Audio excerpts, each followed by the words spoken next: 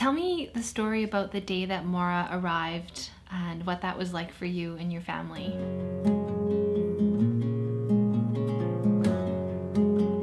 Because she was a home birth, we didn't have ultrasounds. We had no idea she was going to be born with one arm or missing her hand.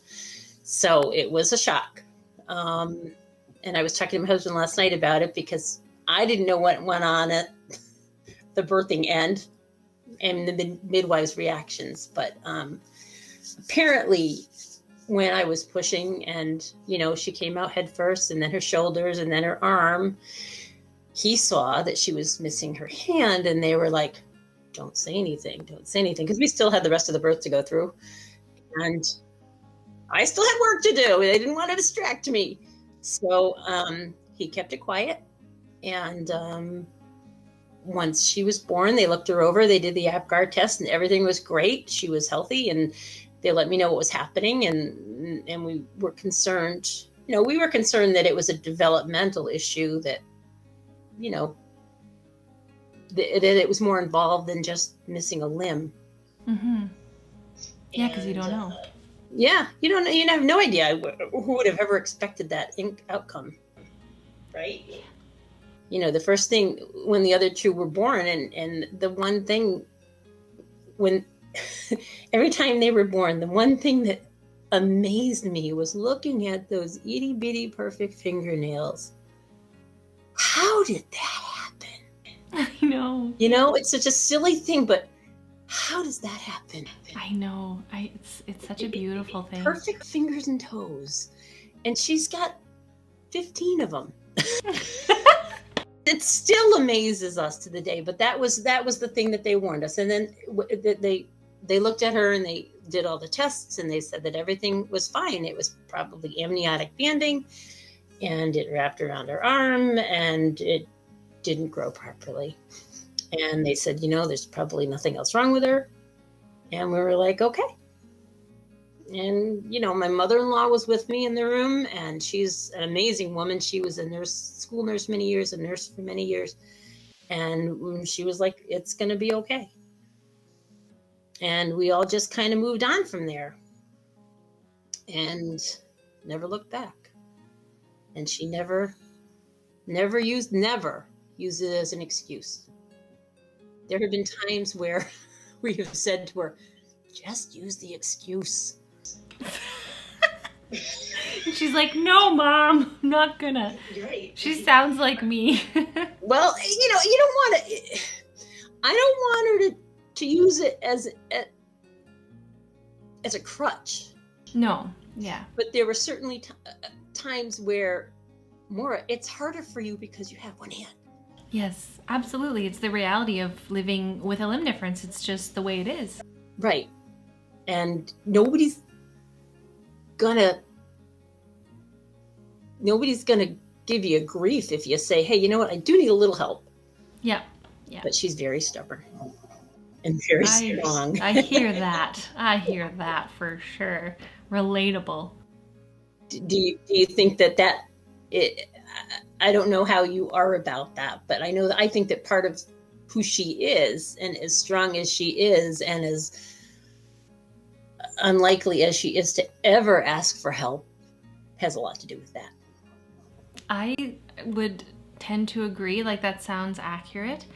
I think for me, I was like that when I was a kid, like so much. Now that I'm an adult and I'm a parent, I'm getting pretty good at asking for help. And it makes me feel even stronger to be able to say when I do and don't need help.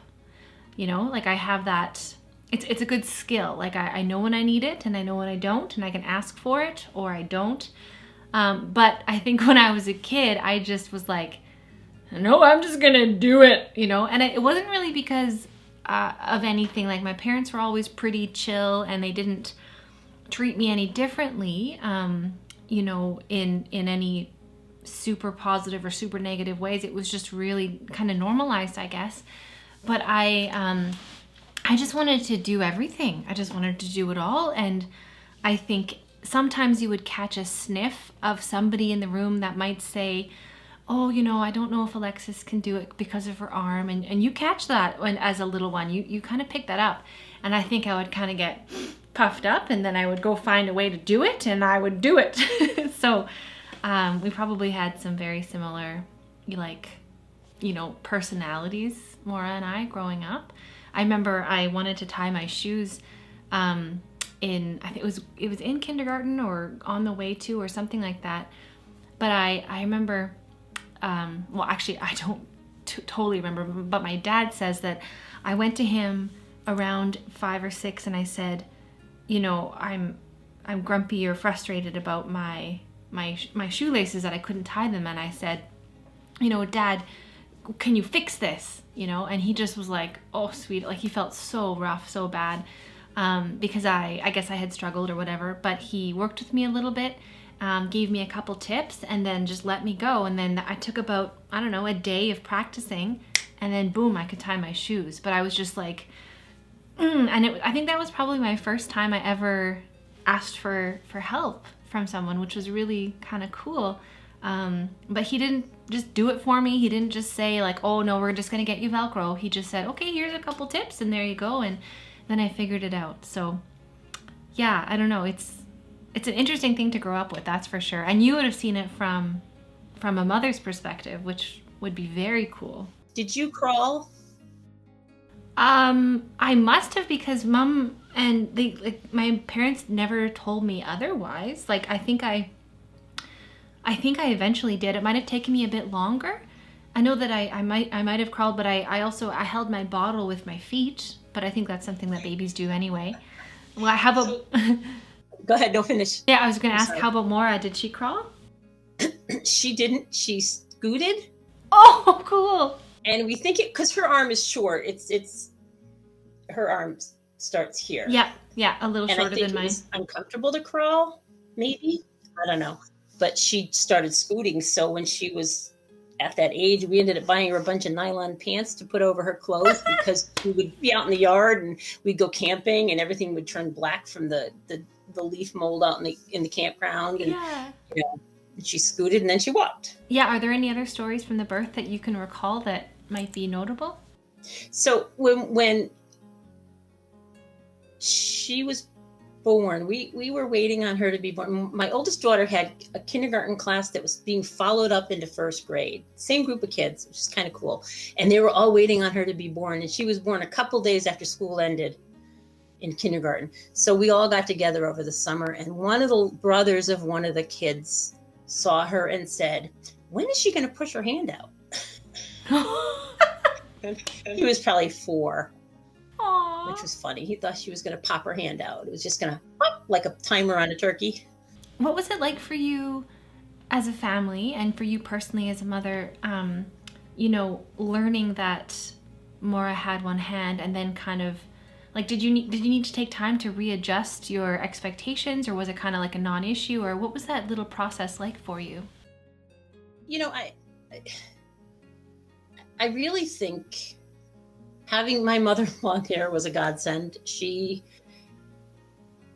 We are adaptable people. We adapt to the situation pretty much. And I think that she helped with that a lot. We were like, what are we going to do? We decided not to get a prosthetic. And it was a point in life where she asked for one. We thought, okay, we'll deal with that. But to us, that would just be a medical intervention that then you'd have to deal with that. And we thought, let's see what you can do with what she's got. And I don't think she said to herself, that she thinks she's okay without one. And there's nothing that she hasn't been able to do. Tell me a bit more about your mother-in-law. You describe her as such a cool influence on the birth and just like really supporting you through the process. Like, tell me more about her and other stories you might have. She's just, so when Maura was born and when I think she helped the girls adjust to it, and her sisters, and her story was that that's just how God made her.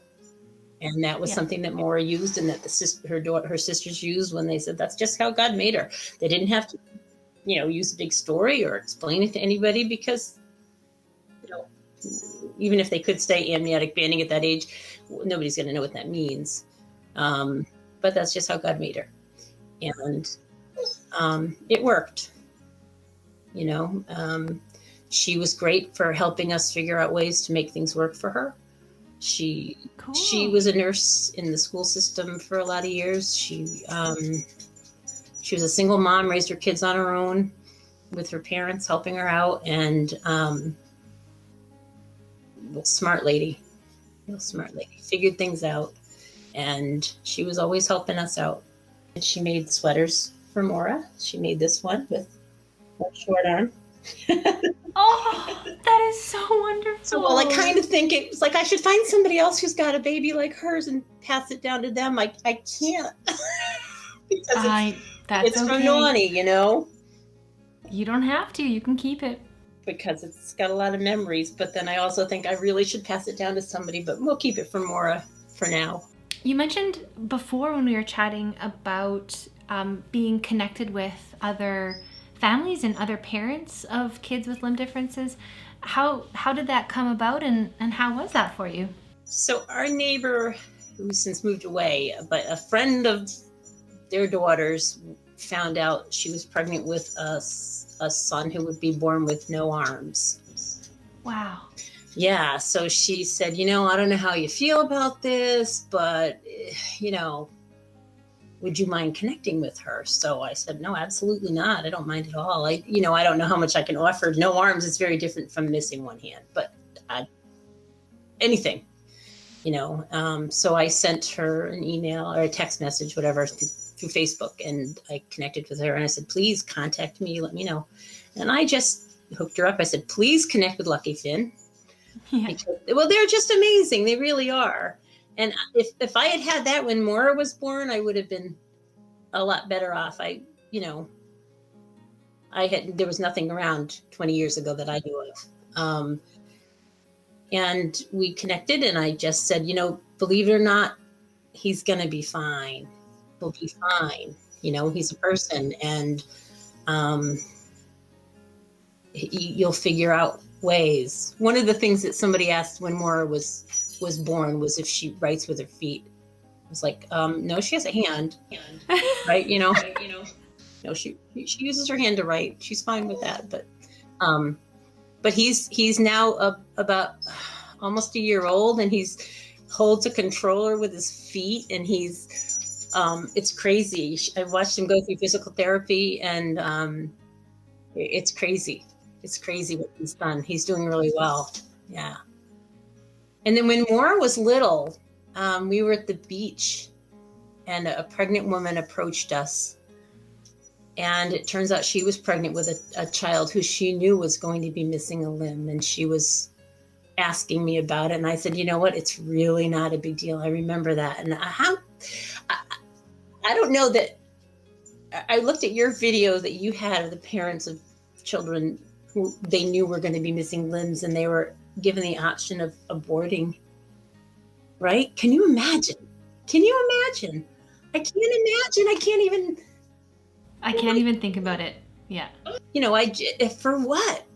Maura is an amazing kid. She's a keeper. Yeah. There, exactly.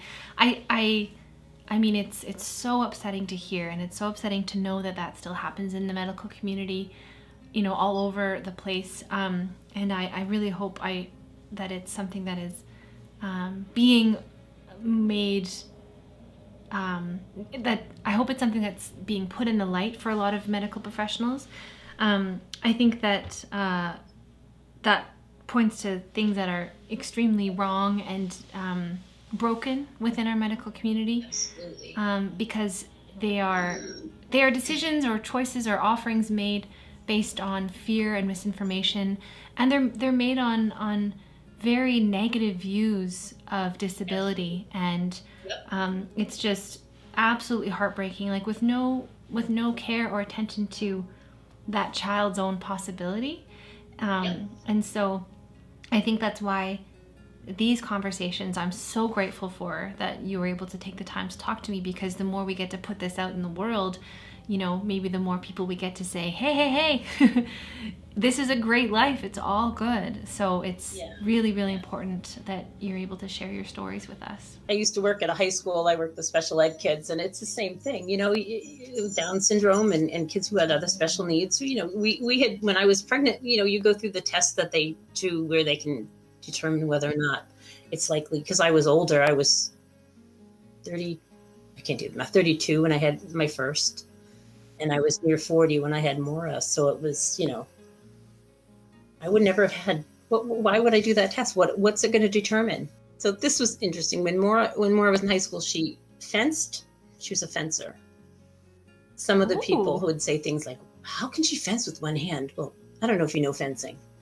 You just use one hand. And it's actually better. I never trimmed her uniform, but you're better if you have less of a target, because it's less for them to hit. But we never cut her uniform but anyway, and then and she also joined the swim team because her best friend was on the swim team, and she was never, much competitive because she wasn't.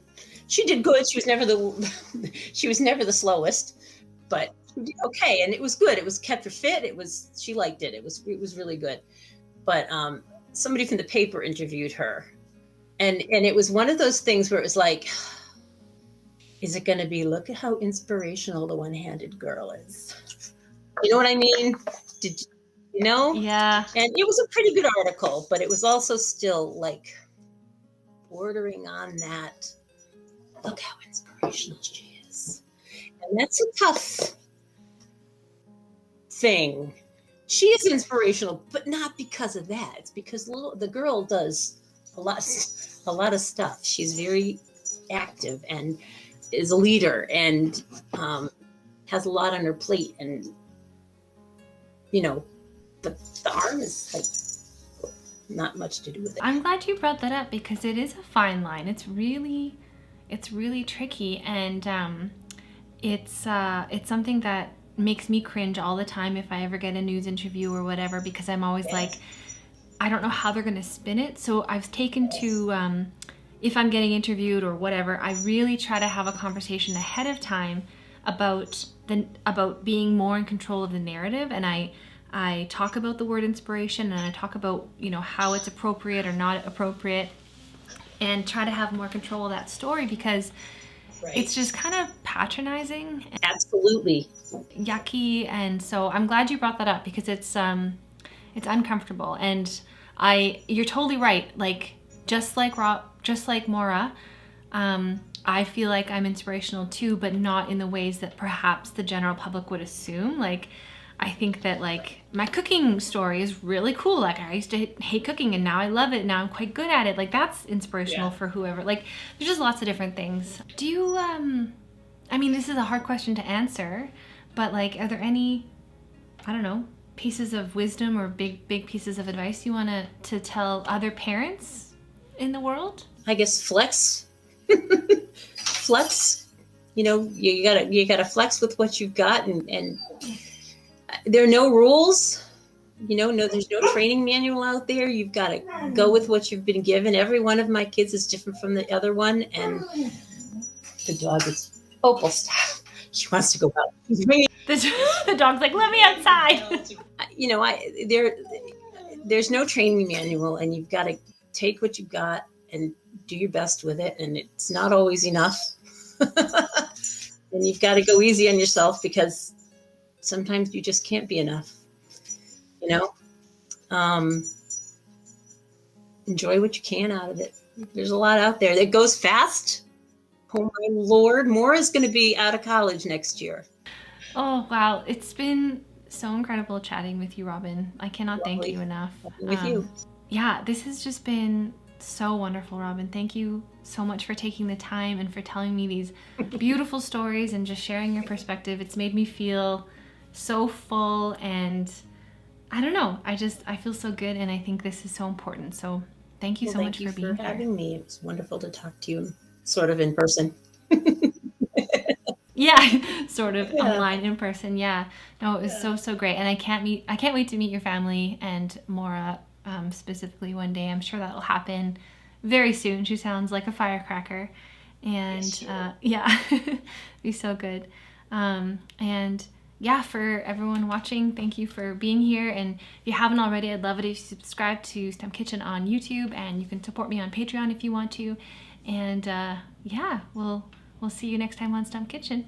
Bye. Stump Kitchen, gluten-free vegan.